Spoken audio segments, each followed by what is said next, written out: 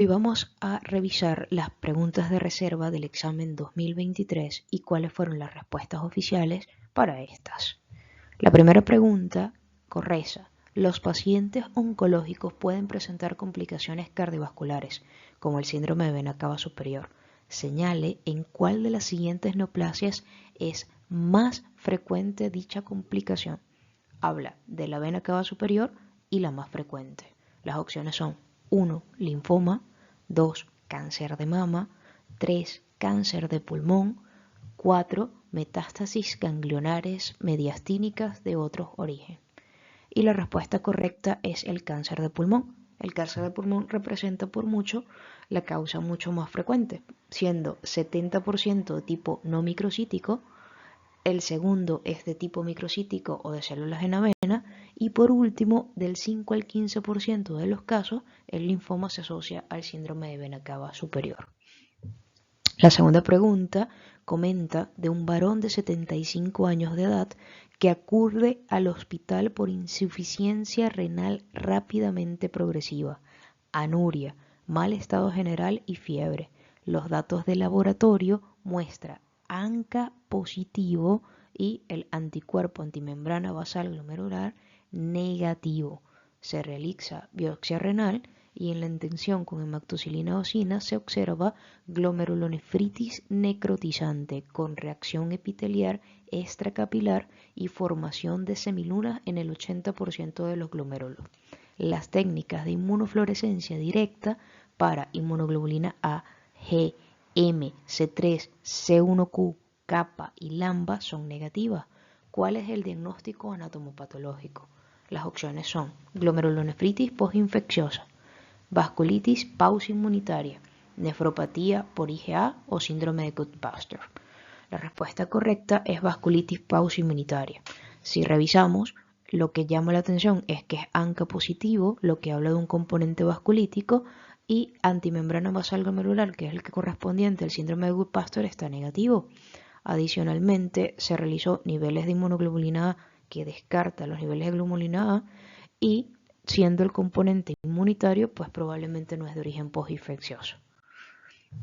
La tercera pregunta habla de un varón de 30 años de edad con antecedente de hemorragia digestiva alta hace un año. En la gastroscopia se observa varias úlceras pépticas y consulta por un episodio de cólico renal.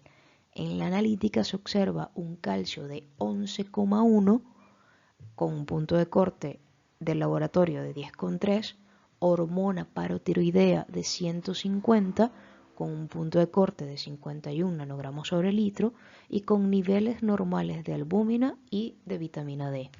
¿Con qué síndrome se relacionan estos datos clínicos y analíticos?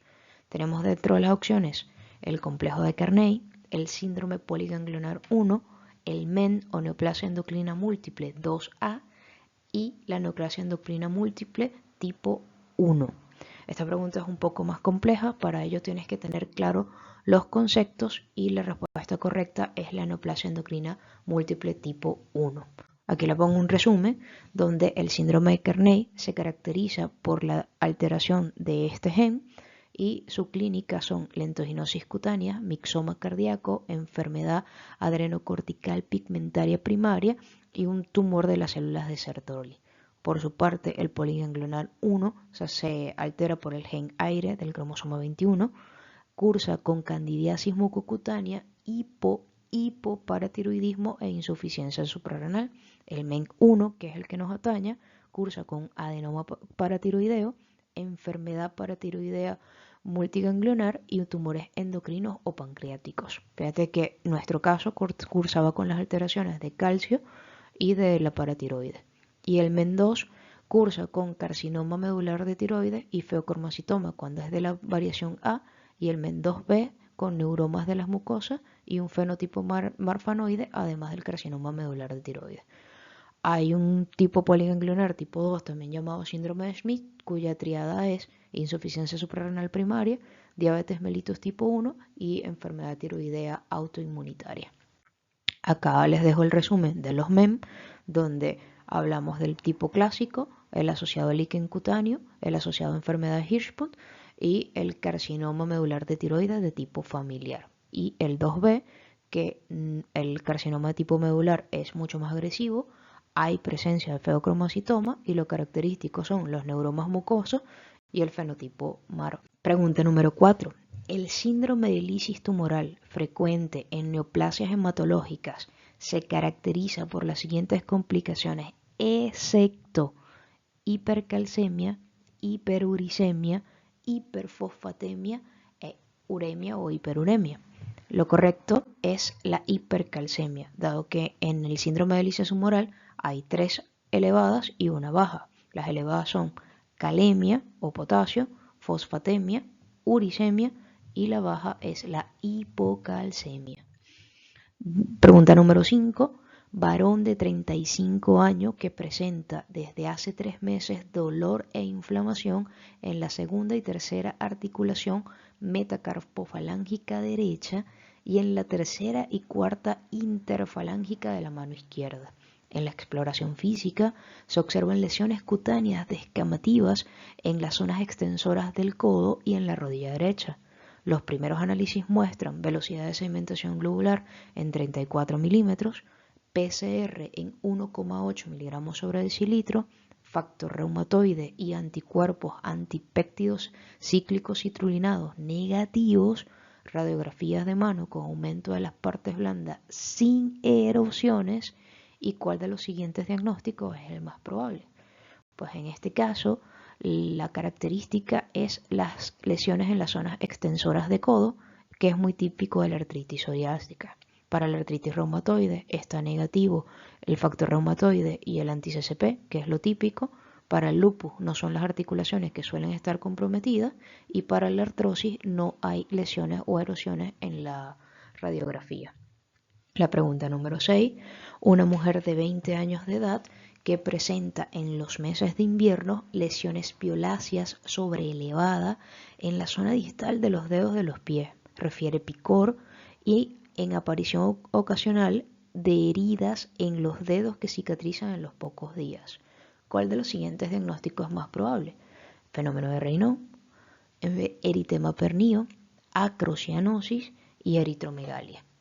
Pues en el caso, lo típico es el eritema pernio por la localización, dado que el Raynaud habitualmente son las manos, y lo característico son estas lesiones en los dedos de los pies que cicatrizan a los pocos días. Como dato curioso, esto se le conoce como sabañón. Pregunta número 7. Con respecto a las enfermedades torácicas relacionadas con la exposición a asbesto, ¿cuál es la pregunta incorrecta? La presencia de derrame pleural en paciente con exposición conocida indica mesotelioma maligno. Las opacidades lineales e irregulares en bases pulmonares son signos radiológicos característicos de la asbestosis. El cáncer pulmonar es la tumoración más frecuente relacionada con la exposición a asbesto y las placas pleurales indican que hubo tan solo exposición pero no afectación pulmonar. La pregunta incorrecta es la relacionada con el derrame pleural, dado que la presencia de derrames puede ser frecuente, aunque no siempre indique que es de origen maligno. Esto es una rayos X con asbestosis, donde lo característico es el compromiso en las bases y en las áreas cercanas a las axilas, que es donde suele crepitar. Pregunta número 8. Un varón de 68 años que presenta afectación del estado general de 4 días de evolución con fiebre y tos con expectoración. A la exploración física, crepitantes basales, en la radiografía se evidencia un patrón alveolo intersticial periférico con PCR positiva para SARS-CoV-2. Relación entre la presión parcial de oxígeno en sangre y la fracción inspiratoria de oxígeno de 250. ¿Cuál es el diagnóstico más probable? 1. Hemorragia pulmonar secundaria a la infección por SARS-CoV-2. 2. Neumonía bacteriana en paciente positivo a SARS-CoV-2. 3. Neumonía por SARS-CoV-2 con síndrome de diestrés respiratorio agudo. Y 4. Infección grave por SARS-CoV-2 con hipoventilación alveolar.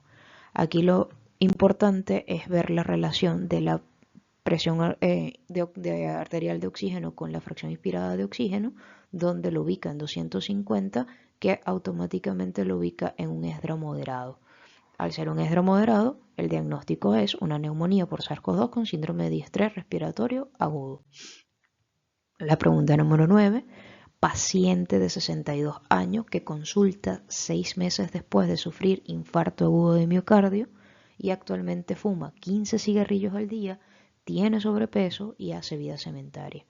Está en tratamiento con atorvastatina 80 miligramos al día, Ramipril 5 miligramos al día y aporta análisis donde se evidencia LDL colesterol en 68 miligramos sobre decilitro, una glucemia en 115 miligramos sobre decilitro, hemoglobina glicada en 5,7 y ausencia de microalbuminuria. Presión arterial en consulta de 140/85 y la pregunta es: señale la medida más eficaz de las siguientes para evitar un nuevo evento cardiovascular. La respuesta número 1 es optimizar el tratamiento de la hipertensión arterial, ya que está mal controlado. La número 2 es optimizar el tratamiento hipolipemiante, ya que está mal controlado. La número 3 es añadir un fármaco para la diabetes. Y la 4 es abandonar el hábito tabáquico, caminar a diario y perder peso.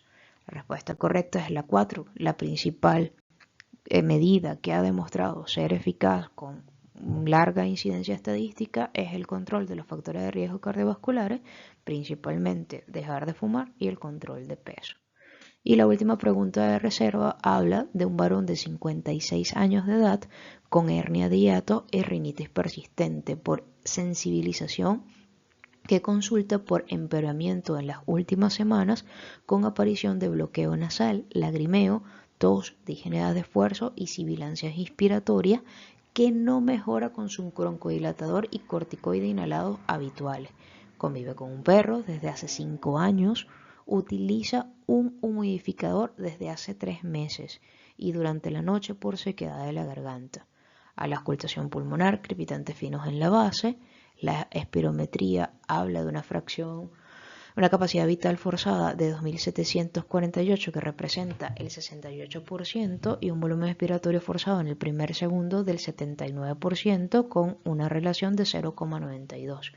Y en la tomografía de tórax se evidencia infiltrados de localización subpleural con un fino patrón reticular en ambos lóbulos inferiores y algunos de forma parchada en los lóbulos superiores. ¿Cuál es el diagnóstico más probable y la actitud a tomar? 1. Neumonitis por hipersensibilidad. Se recomienda retirar el humidificador. 2. Tos relacionada con el reflujo gastroesofágico. Se recomienda comenzar con inhibidores de bomba de protones. 3. Crisis asmáticas en pacientes con sensibilización al polen. Se recomienda añadir corticoides sistémicos. Y 4. Alergia al pelo de animales y se recomienda realizar las pruebas de sensibilización. Pues en este caso, lo más reciente de todos los factores que nos han comentado es el uso del humidificador, por lo tanto, lo más probable es que sea una neumonitis por hipersensibilidad y se recomienda retirar el humidificador con el control evolutivo. Si te gustaron o quieres más preguntas al respecto, suscríbete al canal, deja tu comentario y comparte para poder estar motivadas y seguir haciendo más contenidos como este.